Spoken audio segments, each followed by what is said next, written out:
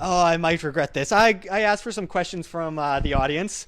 I thank you for sending us questions. Obviously, I'm always happy to have something to talk about, and I want, like, the whole idea is citizen journalism, right? And we want to bring what you, the people, want talked about to Tell the us what you're thinking forefront. about. Yeah. What's on your mind? Yeah, and of course, sometimes we get really good questions. Sometimes we get some little, shifty questions. You But gotta have the silly questions in there. It's par for the course. of course, yeah. And okay, well, first of all, I put the question out last night. The show was thrown together very quickly. Actually, I kind of planned the whole thing yesterday. So, Good job. oh yeah, thank you. So anyway, we got a question from Scott Rockefeller, which I assure you probably isn't related to David Rockefeller, but who knows these A question days? from an actual Rockefeller? That would be wonderful. So we welcome that with open arms. Oh, I definitely. Hey, David, if you want to come by the WAM studio sometime, Send us something. come on by. Yeah, okay. So Scott Rockefeller asks, what should Europe do about the current invasion? Okay. Okay. Now, here's something that we kind of briefly talked Is about with... invasion a strong word? Or Oh, it's more of a synthetic invasion. Yes. Like the thing is, now John Dowell, of course, and I talked about it a bit at the beginning of the show, and of course, as both John and I know, it's more about the fact that they are going over to these countries, massacring innocent people, and then arming and funding the people that are pissed off, if even those people. And these people are often drugged up and insane, and they go out and chop people's heads off, and it's disgusting. And of course, there is a push, and it is a part of the whole depopulation agenda, which is out in the open, that they want to try and destroy culture. They want to destroy society. It's a Trojan horse, per se. And one thing I've wanted to make clear that myself, John Dowell believe in, which we forgot to mention at the beginning of the show, which we really should mention now, is that there are mass rapes happening in the streets of Germany, and police in Germany are being told not to say who is doing these rapes and who is doing these murders. The same thing in France. And I think that's disgusting, because we're talking about ending racism and ending collectivism and talking about all these kinds of things, but then we are then told that we can't say a spade is a spade and a diamond is a diamond. Yeah. I mean, the fact is, the amount of rapes in Germany are going up. They're skyrocketing. People are shooting guns off in the streets, and Germany is just going, oh, well, let's just let everybody in. Well, okay, it's not about really letting people in, because myself as an anarcho-capitalist, I believe that people are able to bring their bodies where they so choose. You have a right to this land, but if it's somebody else's land and they're paying for it and it's their property, then that's a whole other subject. Todd, I was going to say too, and just regular, the displacement of populations is something that's been used as sort of a military or a militaristic method for centuries. It's nothing new, and of course, it's your basic problem reaction solution. If you know well enough here in in truth media or being a truther, that the CIA, the Western governments have funded a lot of what we know as ISIS, Al Qaeda, all these things. Exactly. Then to watch them start to be pushed out into surrounding areas and even across oceans and seas, of course, really, you have no choice but to start to take a look at the set of options. That is, well, what are those people that are already so violent and so hate-filled and so angry going to do in those other places? And if you understand the Hegelian dialectic, and if you understand what's already happened in the Middle East for the past 10, 20, even probably more, 30, 40, we could really go far back into history, then really you can't come to many other conclusions other than it's being done as an agenda, it's being done on purpose, and it is a problem reaction solution type militaristic endeavor. and it's hard not to be worried about heartless mercenaries that are armed and funded and trained by the U.S. government coming here to Canada, coming to the United States, going into Britain, which is happening right now. And if you think it's not going to happen to you, just wait 20 years and tell me that you are better off with this whole situation. This is completely synthetic, and this has nothing to do with the Islam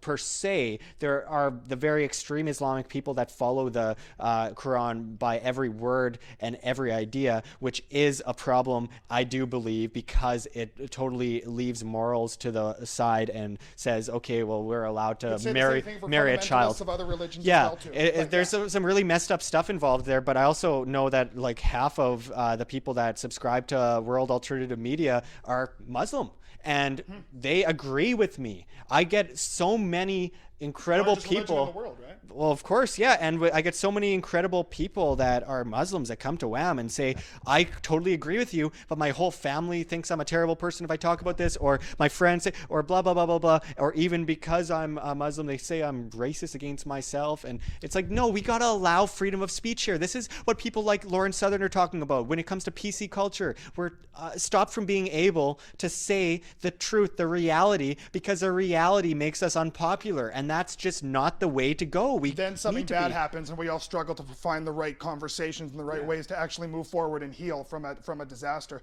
So, of course, I would hope a lot of those people do end up waking up if all of a sudden, because of their even own family, even in their own culture, people from their own culture, people from their own families, whether they're involved in actually creating disaster or not, if all of a sudden, the country of Canada started to come down on them with, police state type actions like Bill C-51, will they then understand that why that was set up before a bunch of, quote unquote terrorists were sort of spread around the world? Exactly. You'd hope that they finally do. Yeah. And, okay, well, now getting out of that question, which thanks, Scott Rockefeller. Could go on. Yeah, thank you. It probably is a Rockefeller, just trying to get something in there to maybe make so. us look bad. Do you guys want terrorists? Yes or no? I oppose terrorism. I oppose death. I oppose mass murder, and I oppose violence. That's But I'll my. welcome in a new world order. Oh yeah. Like the thing is, I believe in the non-aggression principle, and seriously, this is something that no matter which side you're on, you don't kill people unless you're defending yourself. The only, as J. Edward Griffin told us on the WAM Show a few episodes ago, the only justification for coercion is in the defense of our property and our rights. I believe that that's totally true. Your property also being yourself, right? Yes, absolutely, which a lot of communists won't like us saying, because I've spoken with some recently that say that their body isn't their property, and to that I say the very unpopular thing, do you want to get raped? Probably not, right? You probably don't want to get raped, so then do you believe your body is your property? I think so. Anyway, so now we got a interesting question from Tyler. He's always lighting up my news feed. It's always quite interesting. So he says, when are you going to come party at the porch, bruh? Well, Tyler, I don't know. I didn't know there was a porch, so thanks for telling me. I was going to say, what porch, man? I mean, just tell us the porch, give us an address, and we'll see what happens. Yeah, we'll bring by a six-pack, and yeah, it'll be a fun time. Thank you, Tyler. Very constructive question. Okay, now we also have, I apologize, Mohammed, if I pronounce your name wrong, but I always really enjoy your comments on WAM. I'm just going to say your first name. So Mohammed asks us, Agenda 21, Canada is a large body of land. Are we the primary target of United Nations policies, especially with water crisis in play in a lot of small towns? Yeah. What do you think about that? I've thought about that a lot myself. But when you really start to take a very in-depth look into what the United Nations is doing with Agenda 21 and what the whole sustainable Earth sort of idea is to further fuel the message of overpopulation, to even make people believe further in the global warming thing, so that people are much more susceptible to giving up modern day technologies, giving up modern day availabilities and options and stuff like that, maybe even giving up their car, which is in a lot of ways actually can be a very positive thing. It's just that there's two sides to this. If you're doing it for government, if you're doing it for like international law or an international body, well, I would say go take a look at their histories, and there's probably a very good chance that they're using it to actually relinquish your ability to do anything for yourself. They're using it to hurt your individual power. Mm-hmm. So if we take a look at how that could play out in a very large, very diverse country like Canada, even very diverse in our ecosystems and diverse in what we can do with water and food and energy, yeah, it leaves a lot of open doors, and it can be kind of frightful to think about. There are a lot of small towns around Canada that have been very healthy for a very long time because of how spread out we are, and how there are several, like all of Western Canada can be so greatly used for agriculture. So therefore you get farm towns and villages all spread out all over the place, growing food and farming. Now the more and more that Monsanto takes over the food production in cahoots or working with, Agenda 21 and the United Nations and these international bodies, Are we going to see Canada affected in that way that the U.S. has always been talked about, where all of a sudden, everybody does move into the major cities, the farmland becomes only corporate, we barely start traveling out through those, those old dirt roads and stuff like that as much. I don't know, we have so much cabin country here in Canada. Would we start to, does the government ever want to, would they ever begin to try to massage a message into our heads that, owning a cabin is maybe not so great, because if you already own a house in the city, then owning a cabin means maybe you chop down trees out there. So maybe you shouldn't do that so much. And you're running your boat in the water. Maybe you shouldn't do that so much. Well, the David Suzuki type mentality, that we know is very much in line with Agenda 21. Well, yeah, this whole idea Leave no footprint. This whole idea that we're just maggots of the earth and that we don't matter and that buffalo matter more than us. And to some people that might be the case. I believe that we as individuals all matter. But just don't push that on me, because I disagree. Well, of course, there's only justification for voluntary action in these cases. And I find a lot of the time people worry too much about these things that they can't necessarily change, like the fluctuation of our weather, but they call themselves environmentalists, but they completely ignore real environmental issues like the pollution of the air that we're breathing. They worry more about the creation of plant life like CO2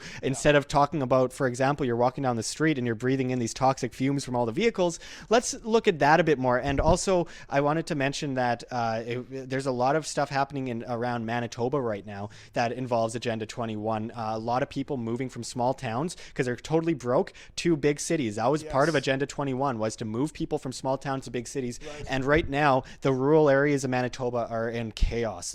You talk to most economists, and they're saying most of these towns are in complete chaos and they won't last very long. Mm-hmm. And that's really sad to see, because I know people have this perception of Manitoba as just this flat line. It's a beautiful, beautiful province if you really explore it. And the idea of all these people getting pushed into this gray city called Winnipeg. Just Winnipeg. Only Winnipeg. Only Winnipeg, and they are succeeding at this. Yeah, no, I was just going to say, so that is a great question, and really to, I guess, try to wrap up as much as we could possibly say on that excellent question is there is so much.